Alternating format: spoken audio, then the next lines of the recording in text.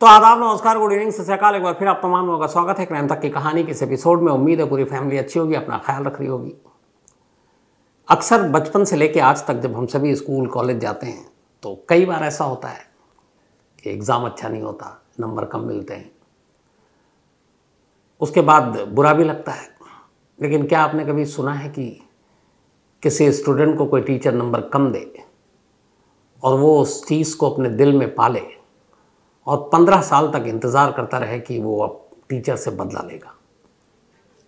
इतना ही नहीं, वो लगातार उन 15 सालों में उस टीचर को फॉलो करे। और उसकी दो वजह, एक सिर्फ ये नहीं कि नंबर कम, बल्कि उसकी एक और भी वजह थी। और फिर आखिरकार 15 साल के इंतज़ार के बाद वो एक अजीब तरीके से नंबर कम देने के लिए अपने टीचर से बदला ले। ये कहानी अमेरिका की है। कहानी करीब 33 साल पुरानी है। 1980 की बात है। अमेरिका के मिनीसोटा इलाके में एक लेडी रहा करती थी जो वहाँ के एक स्कूल में टीचर थी, और वो मैथ की टीचर थी। उनका नाम था मैरी स्टॉफर। मैरी स्टॉफर एक ठीक ठाक फैमिली से थी और शादी हो चुकी थी। उनके हस्बैंड का नाम इर्फ था और वो भी इसी एजुकेशन की फील्ड से जुड़े हुए थे। तो दोनों पति पत्नी खुशहाल अपनी ज़िंदगी बिता रहे थे। शादी के बाद दोनों के 2 बच्चे हुए, एक बेटा और एक बेटी। बेटी बड़ी थी, बेटा छोटा था। 1980 में मैरी की उम्र करीब 35 साल रही होगी। तब उनकी बेटी जो थी, जिसका नाम उन्होंने बैथ रखा था, उसकी उम्र 8 साल की हो चुकी थी। मैरी और इर्व, ये दोनों पति पत्नी बहुत ही ज़्यादा रिलीजियस थे। दोनों क्रिश्चियन थे और अपने धर्म की हर चीज़ को फॉलो किया करते थे। बल्कि इनका एक रूटीन था, हर साल दोनों फिलीपींस एक धार्मिक यात्रा पर जाया करते थे और हर साल जाते थे छुट्टियों में। 1980 मई का महीना, स्कूल बंद था, छुट्टियां हो गई थी, समर वेकेशन, और हस्बैंड वाइफ ने हमेशा की तरह फिलीपींस जाने का प्लान बना रखा था। 20 मई 1980 की दोनों की टिकट थी और दोनों बच्चों की, और इन्हें फिलीपींस जाना था 15 डेज के लिए। फिलीपींस जाने की तैयारी कर रहे थे सभी, पूरी फैमिली। जाने से 4 दिन पहले 16 मई 1980 को मैरी अपनी बेटी बैथ को लेकर घर से कुछ दूरी पर एक पार्लर में जाती है। पार्लर में जाने के बाद वो अपनी गाड़ी से गई थी और जो भी वहाँ पे काम था, ब्यूटी पार्लर से वो काम कराने के बाद मैरी स्टॉफर अपनी बेटी बैथ को लेकर निकलती है और गाड़ी में बैठती है। पर जैसे ही वो गाड़ी में बैठती है तभी अचानक एक नौजवान तेज़ी से उसी गाड़ी में आगे की तरफ ड्राइवर के बराबर वाली सीट का दरवाज़ा खोलता है और कार में जाकर बैठ जाता है। मैरी घबरा गई, लेकिन इससे पहले कि वो कुछ बोल पाती तभी उस अनजान शख्स ने अचानक एक पिस्टल कमर से लगा दी और कहा कि अब चुपचाप गाड़ी चलाती रहो, और अगर तुमने शोर शराबा किया तो तुम्हें और तुम्हारी बेटी दोनों को गोली मार दूँ। मैरी घबरा गई। अब वो गाड़ी चला रही। कुछ दूरी पर सड़क किनारे कुछ पुलिस वाले दिखाई दिए। मैरी को लगा कि चलो अब बच जाएंगे पुलिस वाले के सामने जाकर शोर करके, और ये पकड़ा जाएगा। लेकिन उस पुलिस वाले को अनजान शख्स ने भी देखा और उसने भांप लिया। मैरी से कहा कि अगर तुमने ज़रा भी यहाँ पे शोर शराबा किया या अपने बर्ताव से कुछ ऐसा इशारा किया कि पुलिस वालों को शक हो जाए, तो जब तक पुलिस वाले मुझे पकड़ेंगे मैं तुम दोनों को मार दूंगा। उसके बाद मेरा क्या हश्र होगा मुझे कोई फिक्र नहीं, लेकिन तुम यकीन मानो मैं मार दूंगा। उसके चेहरे की तरफ देखकर मैरी को लगा कि वो सचमुच मार देगा। वो घबरा गई। उन पुलिस वालों को देखकर भी फिर उसने गाड़ी रोकी नहीं और वो चलती चली। इसके बाद उसने रास्ता बताना शुरू किया। काफ़ी देर के बाद एक जगह उसने गाड़ी रुकवाई मैरी की, और उन दोनों को फिर नीचे उतारा। सुनसान इलाका था और वहीं पे एक दूसरी गाड़ी खड़ी थी। उसने उन गाड़ी में माँ और बेटी को डिक्की खोला और कहा कि तुम दोनों डिक्की के अंदर अब रहोगी। डिक्की छोटी थी। मैरी ने कहा हम दोनों माँ बेटी इसमें नहीं आ सकते। उसने कहा कि नहीं, तुम्हें इसी में रहना है, और जबरन उन दोनों को डिक्की के अंदर उसने डाल दिया और मुंह पे टेप लगा दिया। इत्तेफाक से जिस जगह पे इस गाड़ी में दोनों माँ बेटी को डिक्की में वो डाल रहा था, उसी के किनारे, हालांकि इलाका सुनसान था, कुछ घर थे, 2 छोटे बच्चे खेल रहे थे। उनमें से एक बच्चा जो जिसकी उम्र 6 साल थी, उसने देखा कि एक माँ और बेटी उन दोनों को कार की एक डिक्की में एक शख्स ज़बरदस्ती डाल रहा है। उस बच्चे को अजीब लगा, वो नज़दीक आ गया। उसने पूछा, अंकल आप क्या कर रहे हैं?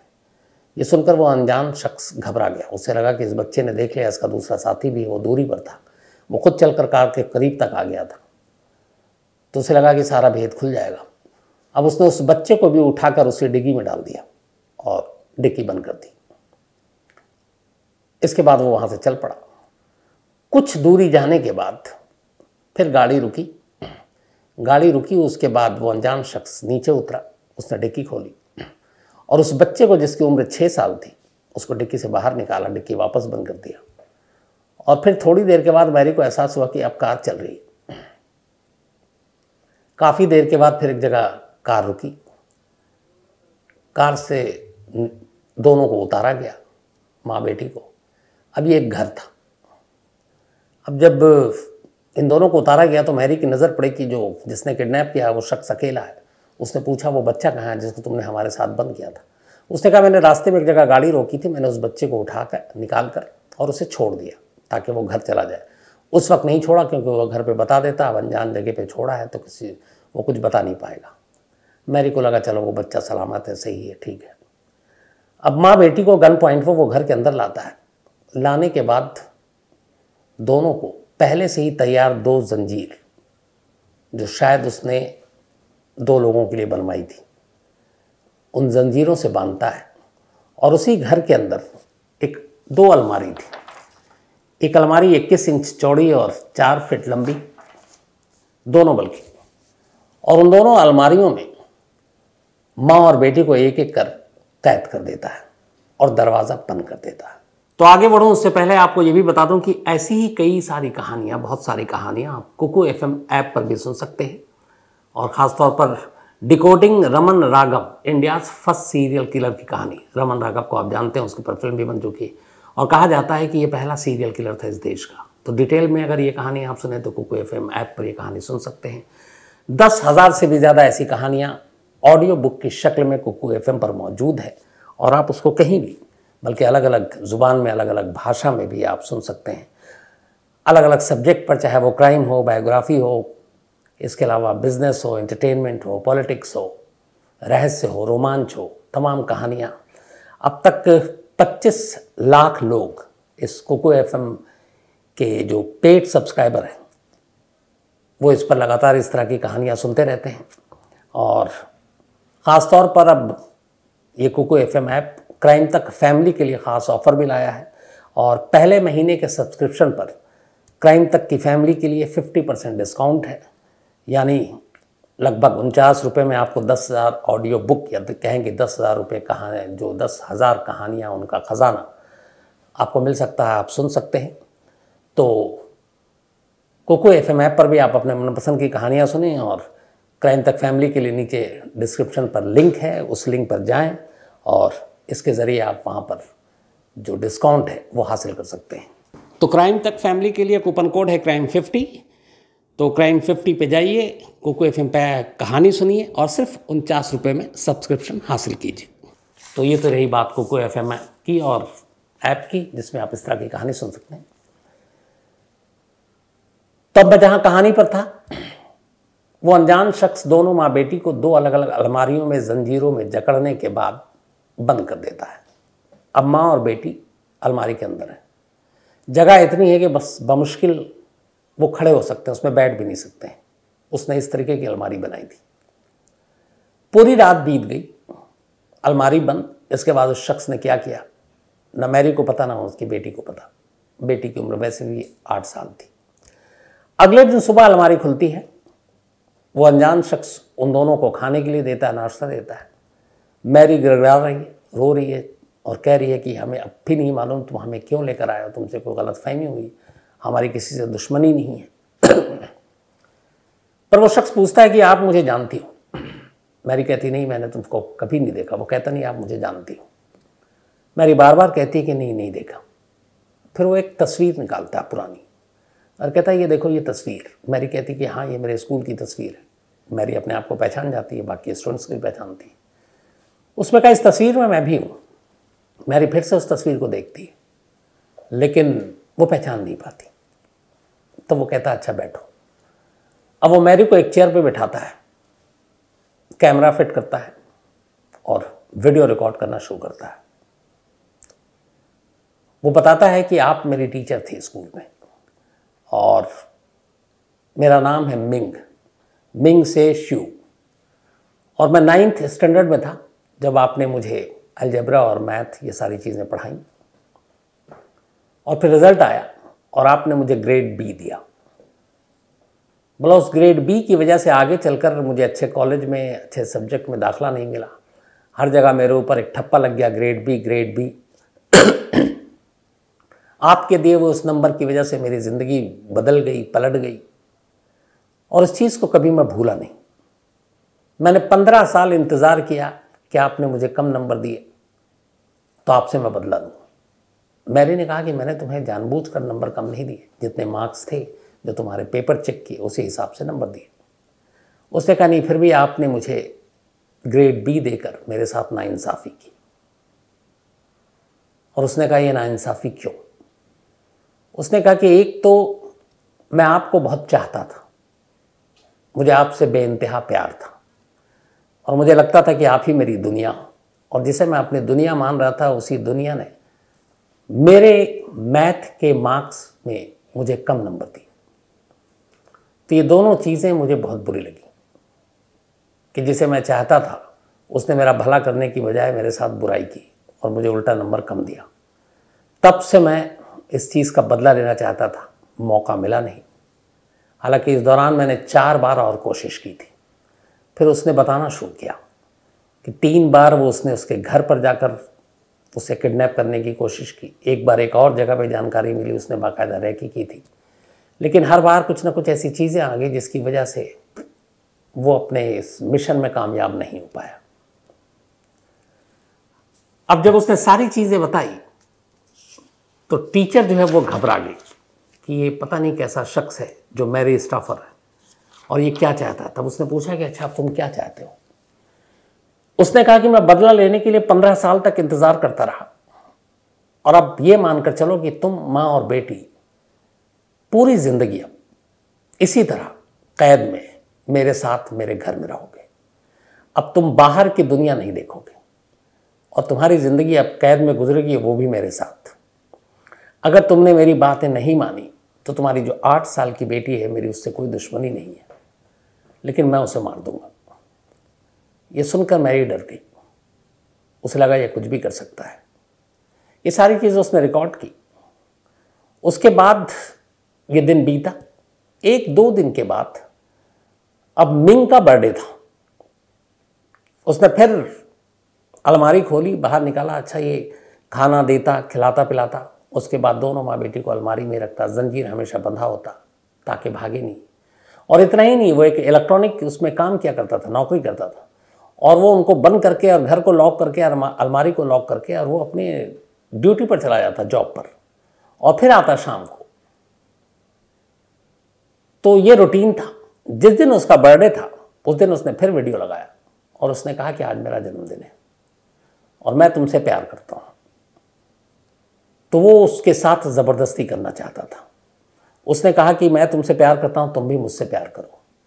उसने कहा ये मुमकिन नहीं है, मेरी शादी हो चुकी है, मेरे 2 बच्चे हैं, मैं अपने पति से प्यार करती हूँ। तो उसने कहा मैं तुम्हारी बेटी को मार डालूँगा। अब इसके बाद उसने बाकायदा शूट करते हुए सारे जो मैरी थी उसके कपड़े उतारने को कहा, फिर उसके साथ रेप किया। इसके बाद इस रेप का सिलसिला लगातार अब चलता रहा। वो जब भी विरोध करती वो उसकी बेटी का हवाला देता कि मैं मार दूंगा, और ये सिलसिला चलता रहा। लेकिन रेप के बाद एक दिन फिर उसने कहा कि मैं तुम्हारे साथ ये सब कुछ करता हूँ, लेकिन मुझे कभी ऐसा नहीं लगता कि तुम मुझसे प्यार करती हो, तो तुम मुझसे वैसे ही प्यार करो जैसे तुम अपने हस्बैंड को करती हो। वो कहती है कि ऐसा पॉसिबल नहीं है। फिर वो उसको कहता है कि मैं तुम्हारी बेटी को मार दूंगा, और तब मैरी मजबूरन उसे पहली बार किस करती है।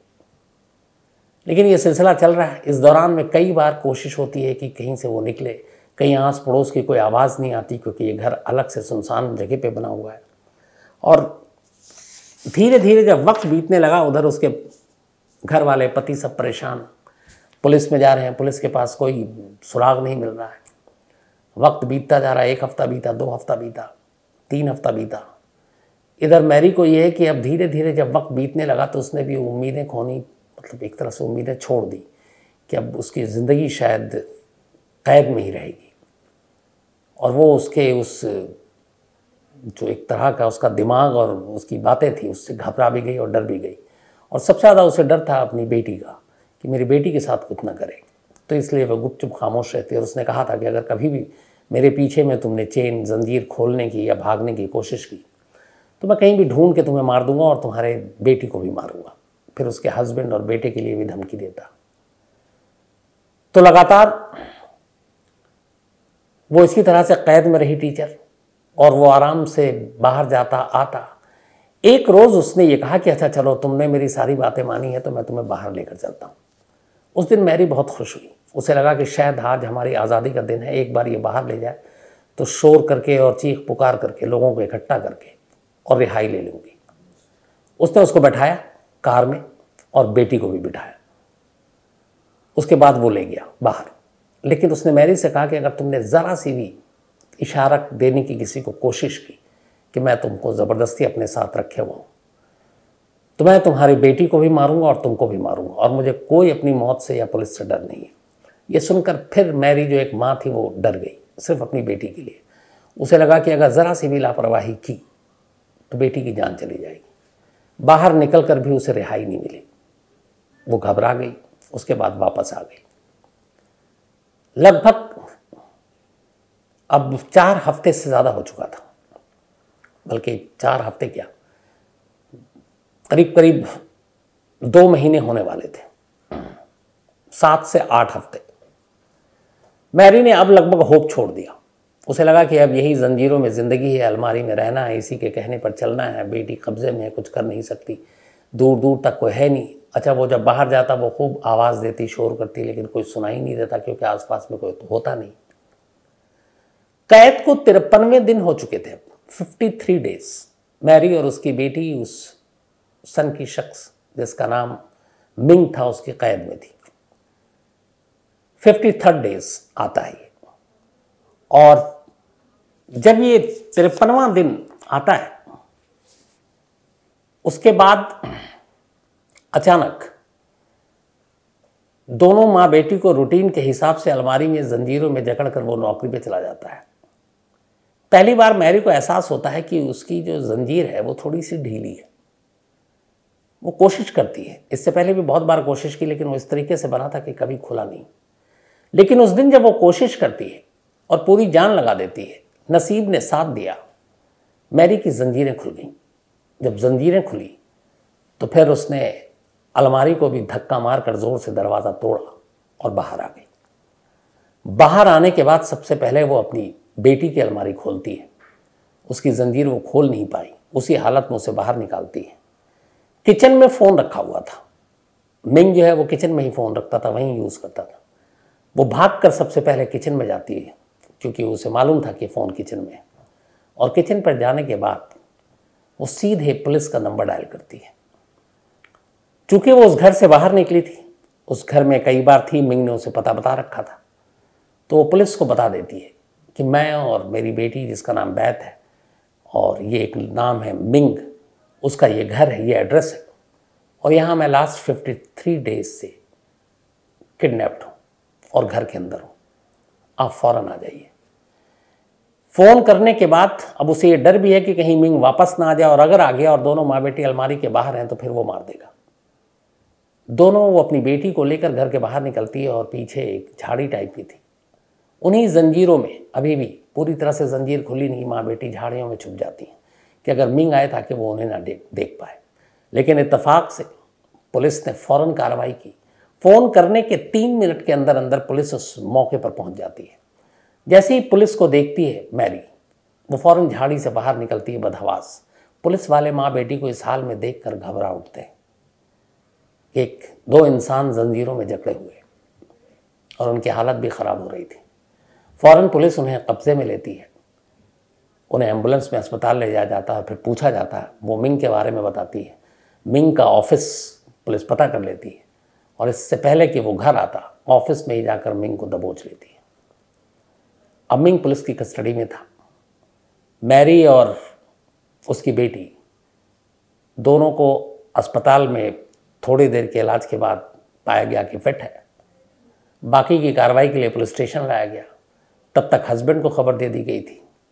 हस्बैंड इर्व अपने बेटे को लेकर पुलिस स्टेशन आता है। 53 दिन के बाद पूरी फैमिली एक जगह होती है। अब इसके बाद पुलिस मिंग से पूछताछ करती है। तब वो बताता है कि मेरी टीचर ने मुझे मैथ में B ग्रेड दिया और मैं अपनी टीचर से मोहब्बत करता था, और जब इनकी शादी वादी के पता चला तो भी मुझे कोई फ़र्क नहीं था, मैं पाना चाहता था किसी कीमत पर। तो दोनों चीज़ें थी, एक नंबर कम देना और एक टीचर से मोहब्बत। उसी के बाद मैंने तय किया था कि मैं अपने साथ रखूँगा ज़िंदगी भर, और इसीलिए मैंने किडनैप किया। अब इस दौरान में मैरी ने उस बच्चे के बारे में बताया कि एक बच्चे को भी उठाकर हमारे साथ डिक्की में डाला था। पुलिस ने पूछा कि उस बच्चे के बारे में कि वो कहाँ है। तब उसने बताया कि उस बच्चे को एक जगह रास्ते में रोकने के बाद वो डिक्की से बाहर निकाला और एक लोहे के रॉड से उसके सर पर मारा और उसकी लाश को वहीं सड़क किनारे झाड़ी में फेंक दिया। उसके इस इकरारनामे के बाद पुलिस की एक टीम उस लोकेशन पर पहुंची और 53 दिन के बाद उस बच्चे की लाश कंकाल की शक्ल में बरामद की। अब उसके ऊपर दो चार्जेस थे, किडनैपिंग, रेप और एक बच्चे का मर्डर। अदालत में मुकदमा चला। मुकदमे के दौरान एक दिन उसने मैरी पे फिर हमला करने की कोशिश की। फिर अदालत ने उसे दोनों जुर्म के लिए, बच्चे के किडनैप के लिए, बच्चे के मर्डर के लिए बल्कि 40 साल, और मैरी और उसके साथ जो कुछ उसने किया 30 साल। और साथ में ये भी था कि 2010 से पहले इसको कोई पेरोल नहीं मिलेगा, ये बाहर नहीं आएगा। ये 1980 की बात है, जुलाई का महीना। तो पूरी सज़ा हो गई, दो एक तरह से उम्र कैद। 2010 आ गया। अब 10 में वो पेरोल का हकदार हो गया था अदालत के फैसले से। लेकिन जब वो पेरोल का हकदार जिस डेट से होता उससे पहले मैरी और उसकी पूरी फैमिली अदालत में फिर पहुंची और उसने कहा कि अगर ये अब भी बाहर आ गया तो मेरी फैमिली और मेरे लिए ख़तरा है, तो इसलिए इसे आज़ाद ना किया जाए। फिर इस पर बाकायदा जूरी बैठी। अदालत ने फैसला दिया कि हाँ, ये सोसाइटी के लिए ख़तरनाक है, इसलिए इसके इस पेरोल को खारिज किया जाता है। आज भी जब उसको कैद किया गया था, जब वो पकड़ा गया था, 29 साल की उम्र थी मिंग की। तो आज करीब इस 43 साल, 80 की बात है, 43 साल हो चुके हैं। तो 43 और 30 करीब 73 साल की उम्र हो गई है। मिंग जेल में है। उधर मैरी की बेटी बात और उसके बेटे की शादी हो गई। बैत के भी अब बच्चे हो गए और हस्बैंड वाइफ अभी भी दोनों एक साथ रह रहे हैं। इसके बाद उनका अपने इस धर्म क्रम पे और ज़्यादा अकीदा और यकीन बढ़ा। और मैरी ने लास्ट में एक इंटरव्यू दिया था और उसने कहा था कि मैं उसके खिलाफ कभी बुरा नहीं चाहती थी कि कुछ हो। मिंग के बारे में वो कह रही है, लेकिन उसने अपना रास्ता खुद चुना और अपनी बर्बादी का रास्ता भी उसने खुद तय किया। तो उसके लिए मैं कुछ नहीं कर सकती, लेकिन हाँ, मैं कभी प्रे करती हूँ कि मतलब उसके साथ कुछ ऐसा बुरा या बाकी चीज़ें ना हो। मतलब ये देखिए कि एक विक्टिम, वो भी उसकी भला ही सोचती है, लेकिन हाँ, ये भी कहती है कि वो सोसाइटी में वापस ना आए क्योंकि बाकी लोगों के लिए ख़तरनाक हो सकता है। तो मिंग अभी भी जेल में है और मैरी की पूरी फैमिली खुशहाल है और सब एक साथ है। तो ये थी एक सनकी स्टूडेंट की कहानी। तो ऐसी ही कहानियाँ कोको FM ऐप पर भी आप तमाम सुन सकते हैं। क्राइम की, रहस्य, रोमांच, बिजनेस, एंटरटेनमेंट, अलग अलग 10,000 से ज़्यादा कहानियाँ ऑडियो बुक की शक्ल में। और क्राइम तक फैमिली मेंबर के लिए ख़ास डिस्काउंट है, तो डिस्क्रिप्शन पे लिंक है, उस लिंक पे जाइए और 50% डिस्काउंट भी हासिल कीजिए। तो कोको FM ऐप पर भी आप अपनी मनपसंद की कहानियाँ सुन सकते हैं। अब कहानी खत्म करूँ उससे पहले वही अपना सिलसिला। आज पारस झा, इनका जन्मदिन है, तो हैप्पी बर्थडे पारस। प्रीति कुमारी का भी आज बर्थडे है, तो हैप्पी बर्थडे प्रीति। और ये दीपक कुमार की बहन है। साथ ही राजा कुमार का भी आज जन्मदिन है, तो हैप्पी बर्थडे राजा। और संतोष कुमार ने भेजा है। ज्योति शर्मा, इनका भी जन्मदिन है, हैप्पी बर्थडे ज्योति। और आशीष और दीपक और सीरत ने भेजा है। साथ ही आलोक यादव, इनका भी आज बर्थडे है, तो हैप्पी बर्थडे आलोक। और राहुल ने भेजा है। इसके अलावा अमर सिंह, ये पाकिस्तान में जो चल रहा है उसकी कहानी सुनना चाहते हैं, चलिए मैं कोशिश करता हूँ जल्दी सुनाने की। हेमंत शर्मा, इन्होंने कहानी की फरमाइश की है और सुशांत प्रताप सिंह, इन्होंने भी एक कहानी की फरमाइश की है। साथ ही जहांगीर, इन्होंने भी एक कहानी की फरमाइश की। इसके अलावा नौमुद्दीन लस्कर असम से हैं और इन्होंने भी एक कहानी की फरमाइश की। And thank you so much. तो आप तमाम लोगों का शुक्रिया, और कहानी जो है वो बारी बारी से सुनाता रहूँगा। फिलहाल कहानी में आज इतना ही। अब आपसे मुलाकात होगी कल रात 9 बजे किसी नई कहानी के साथ। तब तक अपना ख्याल रखिएगा। Thank you very much.